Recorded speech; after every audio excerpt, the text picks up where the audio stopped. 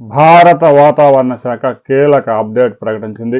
ఆంధ్రప్రదేశ్, తెలంగాణ ప్రాంతాల్లో వడగళ్ల వర్షాలు కురిసే అవకాశం ఉందని హెచ్చరించింది. ఒకవైపు ఉష్ణోగ్రతలు 42 డిగ్రీలు దాటిపోతూ ఉంటే సాయంత్రానికి వడగళ్ళు, ఈదురు గాలులతో వర్షాలు విరుచుకు పడుతున్నాయి. దీనికి తోడు బెంగాల్ మీదుగా, సిక్కిం మీదుగా ఒక ద్రోణి ఆవరించి ఉంది. దాని ప్రభావం కూడా తెలుగు రాష్ట్రాల మీద కనిపిస్తూ ఉంది.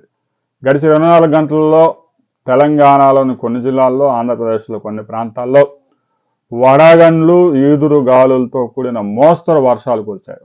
వర్షాలు, ఈదురు గాలుల వల్ల ఉద్యానవన రైతులు, ముఖ్యంగా మామిడి, అరటి, పపాయ రైతులు తీవ్రంగా నష్టపోతూ ఉన్నారు. మిర్చి రైతులు అయితే ఇక చెప్పాల్సిన పనే లేదు. ఎందుకంటే మిర్చి కోసి హార్వెస్టింగ్ చేసి పొలాల్లో, కళ్ళాల్లో ఉన్నాయి, పంట మీద ఉంది. అవన్నీ తడిస్తే క్వాలిటీ పోతుంది. ఇప్పటికే ధర లేక రైతులు చాలా ఇబ్బందులు పడుతూ ఉన్నారు. ఇంకా ఆ మిర్చిని కాపాడుకునేందుకు రైతులు నానా ఇబ్బందులు పడుతూ ఉన్నారు. రాబోయే 36 గంటల్లో ఆంధ్రప్రదేశ్లోని ఉత్తర కోస్తా, మధ్య కోస్తా, రాయలసీమ జిల్లాలతో పాటు తెలంగాణలోని వరంగల్లు, ఖమ్మము, భద్రాచలం, కొత్తగూడెం, హైదరాబాద్, సంగారెడ్డి, మెదక్ జిల్లాల్లో ఈదురు గాలులతో కూడిన వడగండ్ల వర్షాలు పడే అవకాశం ఉంది. తెలంగాణలో ముఖ్యంగా వడగళ్ల వర్షాలు ఎక్కువగా పడుతూ ఉంటాయి. ఆంధ్రప్రదేశ్లో కూడా వడగళ్ల వర్షాలు పడే అవకాశం ఉందని అమరావతి వాతావరణ కేంద్రం కూడా హెచ్చరించింది. గడిచిన 24 గంటల్లో వరంగల్లో పెద్ద ఎత్తున వర్షాలు, వడగళ్లు పడ్డాయి.